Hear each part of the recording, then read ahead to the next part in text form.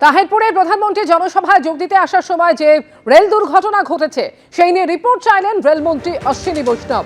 পূর্ব রেলের জেনারেল ম্যানেজারের কাছ থেকে রিপোর্ট তলব করেছেন রেলমন্ত্রী।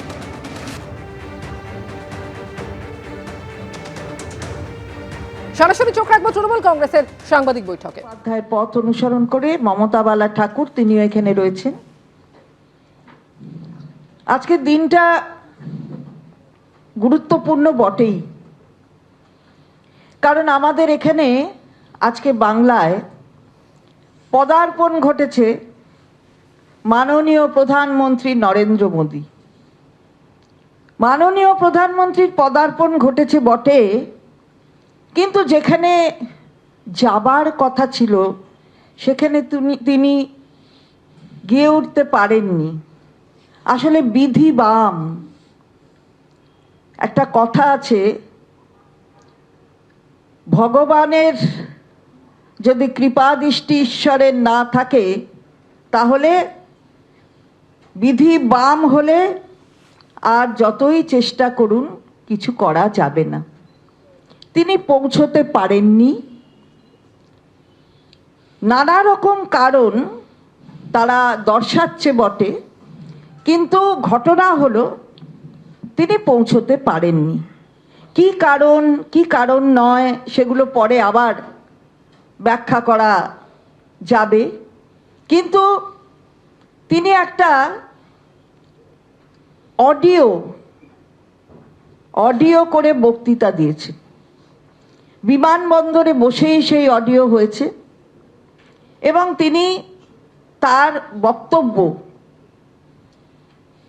যারা এসেছিলেন তাহিরপুরের মাঠে তাদের কাছে তুলে ধরেছেন। আমরা দেখলাম সেখানে বাংলা ভাষাটা এখনো ভালো করে রপ্ত হয়ে ওঠেনি, কিন্তু বাংলা দখল করার মানসিকতাটা বড্ড বেশি হয়ে যাচ্ছে। আসলে স্বপ্ন দেখা ভালো, কিন্তু ওই দুঃস্বপ্ন দেখাটা ভালো নয়। মানুষের কাছে অনেক কিছু বললেন, আপনারাই শুনেছেন। এখন বাঙালি শব্দটাই ভালো করে উচ্চারণ করতে পারেননি আমাদের মাননীয় প্রধানমন্ত্রী, বঙ্গালী হয়ে গেছে। এমনকি ভাই, তারা ভাইও হয়ে গেছে, আবার বোনেরা কি যেন একটা হয়ে গেছে, একটু শুনে নেবেন দয়া করে। তার সাথে কোথা থেকে কোথায় রাস্তা হলো আমি তো বুঝতেই পারছিলাম না। বড় জাগুলিকে কি বললেন সেটাই বুঝতে পারছিলাম না। হঠাৎ মনে পড়ে গেছে হরিচাঁদ গুরুচাঁদ ঠাকুরের কথা। আমার মাননীয় সাংসদ বলবেন পরবর্তীতে এই ব্যাপারে। বাংলাটাকে নিতে হবে। বাংলার উনি বলেছেন যে বাংলাতে যে যন্ত্রণা বাংলার মানুষ ভোগ করছেন, সেই যন্ত্রণা থেকে যদি নিষ্কৃতি পেতে হয় তাহলে ওনাকে এখানে নিয়ে আসতে হবে, অর্থাৎ ওনার দলকে। বাংলা যন্ত্রণা পাচ্ছে তো ওনার দলের জন্য। ওনার দলের নির্দেশ মতন কেন্দ্রীয় সরকার চলছে। বাংলার প্রাপ্তি, সেই প্রাপ্তি থেকে বাংলা বঞ্চিত হচ্ছে। 1,97,000 কোটি টাকা বাংলার অধিকারের যে প্রাপ্য সেই অধিকার দিচ্ছে না। বাংলা বঞ্চিত হচ্ছে বটেই তো। হঠাৎ ভোট বুঝি, ভোটের জন্য এত কাণ্ড। বিহার থেকে নাকি এমন বার্তা এসেছে, গঙ্গা তিনি বলেছিলেন যে বিহারের গঙ্গা বাংলা দিয়ে আবার বয়ে যাবে। তা নির্বাচন তো আগেও হয়েছে 20 সালে, ফলাফল তারপরেও কিন্তু বাংলায় সেই ফলাফলের ফল পাননি ভারতীয় জনতা পার্টি। 21-এও বিহারে দেখা গেছে ফল পাননি, বাংলার এই জায়গায় এসে তার ফল পাননি। আমরা বলতে চাই যে যাদের ওখানে নির্বাচিত করে ভাবছেন যে বিরাট কিছু পেয়েছেন আর গঙ্গা বয়ে যাবে, আমরা বলছি যে গঙ্গা যখন বিহারে বয় আবর্জনা সঙ্গে নেয়, আর বাংলা দিয়ে যাওয়ার সময় সেই আবর্জনা মানে বিজেপি নামক আবর্জনা তলিয়ে যায়। এখানে এটা হয় না, এটা এখানে হবে না। এটা বাংলার মানুষ বারবার বলে দিয়েছেন। বঞ্চিতদের আরো বঞ্চিত করার যে রূপরেখা তৈরি করছেন সেটা বাংলার মানুষ মেনে নেবে না, মেনে নেয়নি। নরেন্দ্র মোদীর হেলিকপ্টার নামতে পারল না, ফিরে যেতে হলো কলকাতায়। অডিও বার্তার মাধ্যমে তিনি কিছু বক্তব্য রাখলেন বিজেপির কর্মী সমর্থকদের উদ্দেশ্যে। তবে তাতে কি মন ভরল? তা কি ভরে? একদমই ভরে নাই। হতাশই হয়, কারণ এই পরিস্থিতি। হ্যাঁ, সবারই আফসোস একটা, সবারই আফসোস। স্যার আসলে সবাই খুশি হতাম, স্যার আসতে পারিনি। যাই হোক, নেক্সট অবশ্যই তাকে পাবো আমরা। সকালবেলা সবার আফসোস, দাদাকে দেখতে পারলাম না আমরা, দাদাকে দেখতে পারলাম না, এটা সবার আফসোস।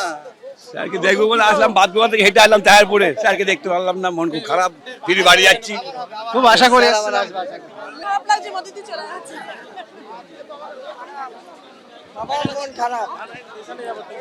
কুয়াশার জন্য আসলো না নাকি?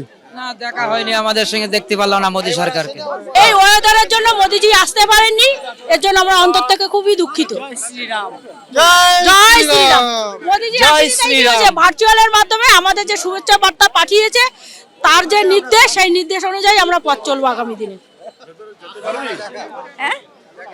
না, মোদিজি এত কষ্ট করে এসে থাকলাম, তা তো তাকে দেখতে পারলাম না, এটাই আফসোস। কষ্ট নিয়ে চলে আছে, আর কি বলবো। জয় শ্রীরাম। আমরা আশাবাদী উনি আবার আসবেন। এতজন মানুষ আমরা এসেছি, সবাইকে উনি হতাশ করবেন না। এই পশ্চিমবঙ্গের মাটিতে উনি আবার আসবেন। তো প্রতিটা মানুষের পশ্চিমবঙ্গের মন জয় করে নিয়েছে এবং আজকের জনসভাতে বুঝিয়ে দিচ্ছে যে আগামী দিন 26 নির্বাচনে তৃণমূল কংগ্রেসের বিসর্জন। তাহিরপুরে নেতাজি পার্কে নরেন্দ্র মোদীর সভা বাতিল হয়ে গেছে এবং হতাশ যারা এসেছিলেন সমর্থকরা তারা ফিরে যাচ্ছেন। আমরা দেখতে পাচ্ছি এই মুহূর্তে মোদীর কাট আউট নিয়ে ফিরে যাচ্ছেন। আপনারা তো অনেক আশা নিয়ে এসেছিলেন, নরেন্দ্র মোদী এলেন নাকি? মোদীজি এসছে, আমরা না এসছে আমরা খুশি। সে একটা দেশের প্রধানমন্ত্রী, হেলিকপ্টারে উঠতে পারেনি বলে সে আসতে পারেনি। আসার জন্য এখানে 2 ঘন্টা এয়ারপোর্টে মোদীজি বসেছিল, আকাশের ওয়েদারের জন্য সে আসতে পারেনি। আপনারা কতটা আশা নিয়ে এসেছেন? আমরা যতটা আশা নিয়ে আসি ততটা আশা নিয়ে আছি আমরা। সে এসছে তাতেও খুশি, আর না এসছে তাতেও খুশি। যান্ত্রিক গোলযোগের জন্য আসতে পারেননি উনি, এই ওয়েদারের এই অবস্থা, ওই জন্যই আসতে পারেননি। উনি তো দেশের প্রধানমন্ত্রী, উনি ওনার মানে ব্যাপারটাই আলাদা। উনি আসছেন, এটাই বড় কথা। এইবার আসতে পারবেন না, আগামীতে আসবেন। এখন এটা তো কারোর হাতে নেই। ওয়েদার দুর্যোগের জন্য আসতে পারলো না, আর কি হবে? এই আছে মেন কথা। আমাদের তাতে আর কি করা যাবে, কিছু করার নেই। আমরা এসছি তো অনেক দূর থেকে, না এসছিলাম। আমরা আশা করি মোদি আবার পরে প্রোগ্রাম করুক, আমরা আবার আসবো। যদি নাও আসতে পারে তাও আমরা তার সাথে আছি। ওনার সিকিউরিটি সবার আগে, আমরা এর জন্য গর্বিত। উনি আসতে পারেনি তাও গর্বিত। কেন? ওয়েদারটা ওনাকে দেখে হয়নি, ওয়েদার হচ্ছে ওয়েদার মতো। সুতরাং আমরা ওনার সাথে আছি, সবসময় থাকবো। জয় শ্রীরাম। আমাদের ভালো লাগলো শুনে, এবার তিনি তো আসতে পারেননি, সেজন্য আমরা দুঃখিত। এবার আবহাওয়ার জন্য আসতে পারেননি, সেজন্য আমরা দুঃখিত, কিন্তু আমরা খুশি। কি করা যাবে? কুয়াশার জন্য বললো, উনি বললো নামতে পারেনি হেলিকপ্টার, সে জন্য কিছু করা যাবে না। হ্যাঁ, কি শোনো থেকে কুয়াশার জন্য হেলিকপ্টার ল্যান্ড করতে পারছে না। হ্যাঁ, খারাপ তো লাগছেই, কিন্তু কিছু করার নেই। দুঃখের সঙ্গে বলতে হচ্ছে আমরা আজকে প্রধানমন্ত্রীর দর্শন পাইনি, তাই আমরা খুবই দুঃখিত হয়ে বাড়ি যাচ্ছি। আজকে থেকে এসছি, কোন সময় এসছি, উনিকে দেখার জন্যই তো আসা হয়েছে। সেটা যখন দেখতে পারলাম না, আমাদের মনে তো কষ্ট হবেই। আমার অত কষ্ট হয়নি, আমি তো এমনি দেখেছি, তারপরে ও আমার কোনো ব্যাপার না। এবিপি আনন্দ, এগিয়ে থাকে, এগিয়ে রাখে।